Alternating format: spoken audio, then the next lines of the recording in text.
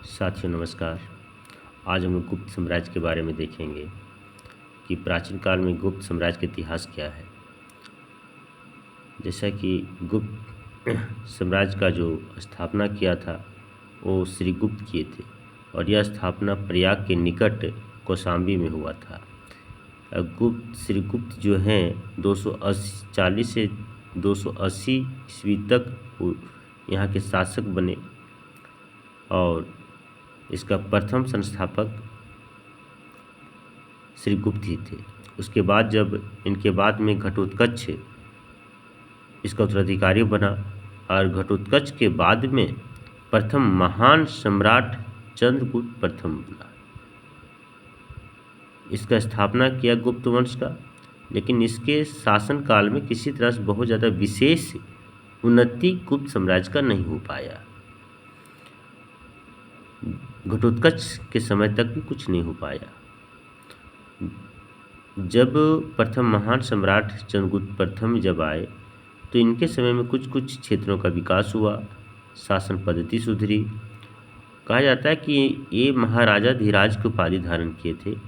इन्होंने लिच्छवी जो एक प्राचीन गणराज्य था वहाँ की राजकुमारी जो बिहार में पड़ता था ये, और वहाँ की राजकुमारी कुमार देवी से विवाह किया था चंद्रगुप्त प्रथम ने,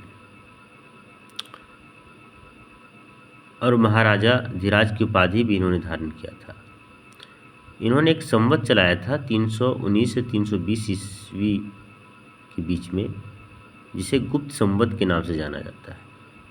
चंद्रगुप्त प्रथम के बाद में जो सम्राट बना, उत्तराधिकारी जो बना, समुद्रगुप्त बना, जो 335 ईस्वी में राजगद्दी पर बैठा।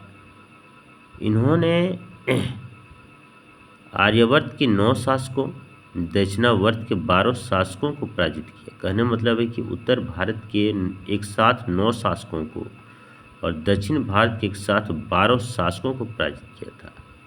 इनके अंदर इतनी युद्ध कौशलता कूट कूट कर भरा पड़ा था, इतनी दूर दृष्टि इनके अंदर विद्यमान था। इसलिए भारत का इसे नेपोलियन भी कहा जाता है।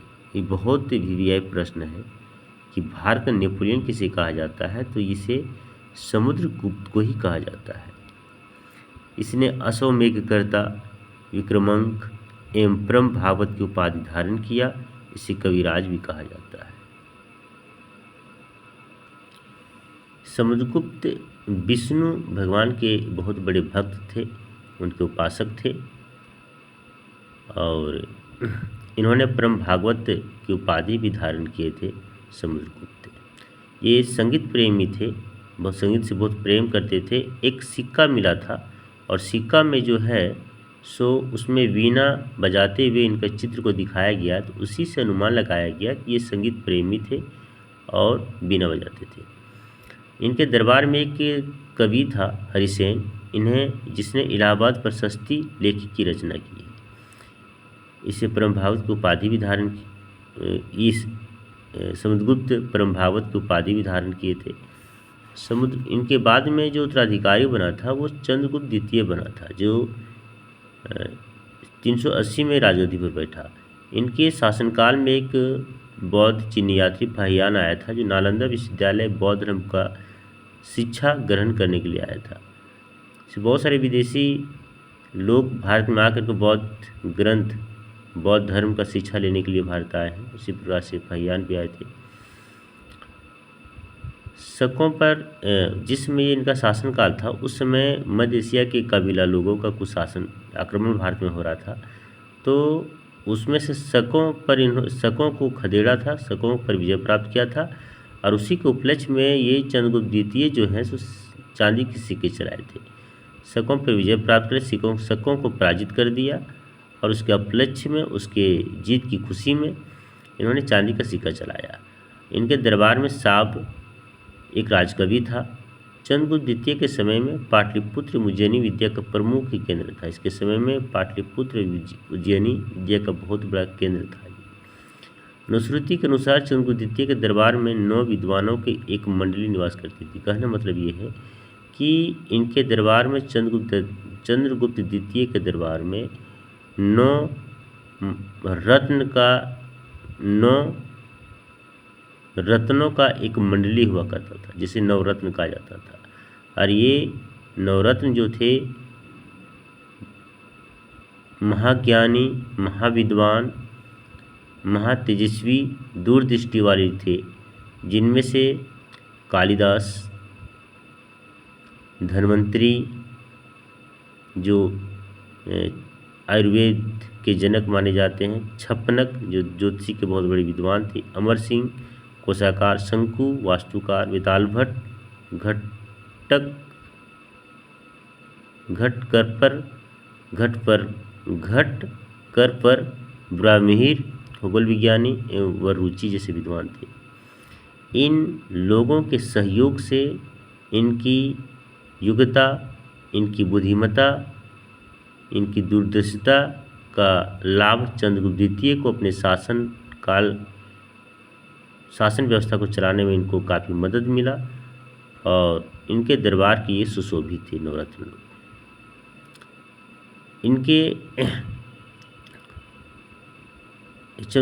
इनका एक युद्ध शांति का नायक था। युद्ध शांति, संयम, युद्ध से संबंधित बातचीत करने वाला, युद्ध विराम होने पर संधि से संबंधित बातचीत करने वाला संधि विग्रहिक था, सचिव था, और उसका नाम वीरसेन था, जो शिव धर्म की पूजा करता था, शिव धर्म को मानता था, और इसके लिए शिव की पूजा के लिए उदयगिरी पहाड़ी पर एक गुफा का निर्माण करवाया। उदयगिरी जो आपका ये उड़ीसा भुवनेश्वर में पड़ता है, वहाँ पर इन्होंने इसका मंदिर का निर्माण करवाया था। वीरसेन व्याकरण, न्याय मीमांसा एवं शब्द का प्रकांड पंडित एक कवि भी था, प्रकांड पंडित था ये। इसके बाद में इसका तो अधिकारी कुमारगुप्त वन गोविंद गुप्त हुआ, और कुमारगुप्त के समय में ही नालंदा विश्वविद्यालय का स्थापना भी हुआ था। कुमारगुप्त वन का उत्तराधिकारी स्कंदगुप्त हुआ, जिनके समय में हुनों का आक्रमण शुरू हुआ था। स्कंदगुप्त जो है सो गुजरात के गिरनार पर्वत पर सुदर्शन झील का पुनरुद्धार किया, मतलब कि इसका फिर से जो इसका मरम्मत करवाया, इसकी जो कमी थी उसको दूर किया, और एक नया उसमें मतलब कि उसको एक नया रंग रूप दिया। स्कंदगुप्त के शासनकाल में हुनों का आक्रमण शुरू हुआ था, और इस वंश का अंतिम जो शासक था विष्णुगुप्त था। इस वंश का अंतिम जो शासक था वो विष्णुगुप्त था, और पहला जो शासक, प्रथम संस्थापक जो थे श्रीगुप्त थे। तो आज हम लोगों ने गुप्त वंश के शासकों के बारे में यहाँ तक देखा है।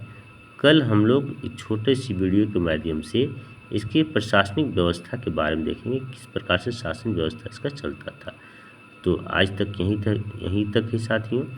इसे मेन चीज़ें यदि हम लोग गौर करें तो इसका एक बार कि संस्थापक श्रीगुप्त था, उसके बाद में इसके प्रथम महान सम्राट चंद्रगुप्त प्रथम बने। घटोत्कच के बारे में बहुत कम ही प्रश्न आता है। कहाँ पर हुआ था? प्रयाग के निकट हुआ था, कौशाम्बी में हुआ था। उसके बाद में ये चंद्रगुप्त प्रथम जो है सो कहाँ, कौन से गणराज्य की राजकुमारी थी? कुमारी देवी, जिनसे विवाह किया तो लिच्छवी, जो बिहार में पड़ता है। उसके बाद में भारत के नेपोलियन किसे कहा जाता है? तो समुद्रगुप्त को बोला जाता है। संगीत प्रेमी गुप्त वंश के कौन से शासक थे? तो समुद्रगुप्त थे। इस प्रकार के प्रश्न यहाँ पर भी आता है कि समुद्रगुप्त के बाद में कौन सा उत्तराधिकारी आया? तो चंद्रगुप्त द्वितीय आया। और किसके शासनकाल में जो है सो फहियान बौद्धात्री आया था? तो चंद्रगुप्त द्वितीय के शासनकाल में आया था। प्रश्न इस तरह पूछता है कि चंद्रगुप्त द्वितीय के शासनकाल में कौन सा चीनी बौद्धात्री आया था? फहियान आया था, हेनसांग आया था हर्षवर्धन के शासनकाल में, वो हम लोग आगे देखेंगे। तो इस प्रकार से प्रश्न यहाँ पर मेन बनाते हैं। नवरत्न किसके दरबार में रहते थे? तो ये जो है चंद्रगुप्त द्वितीय के दरबार में रहते थे। यहाँ भी प्रश्न आता है कि कालिदास कि कौन से शासक के सुशोभित थे? तो ये चंद्रगुप्त द्वितीय के दरबार में रहते थे। फिर प्रश्न यहाँ से भी आता है कि ये नालंदा विश्वविद्यालय का स्थापना कौन किया था? कुमारगुप्त ने किया था। गिरनार पर्वत का जो है सो पुनरुद्धार किसने कराया था? तो स्कंदगुप्त ने करवाया था। हुनों का आक्रमण जो है सो किसके शासनकाल में शुरू हुआ? तो स्कंदगुप्त के शासनकाल में शुरू हुआ। तो इसके अंतिम शासक कौन थे? तो विष्णुगुप्त था। इस प्रकार के प्रश्न जो हैं सो तोड़ तोड़ कर कहीं से बीच से ऑब्जेक्टिव में प्रश्न डाला जाता है, तो उसके लिए एक फायदेमंद है। बाकी कल हम लोग इसका प्रशासनिक व्यवस्था के बारे में देखेंगे कि क्या किया है। धन्यवाद।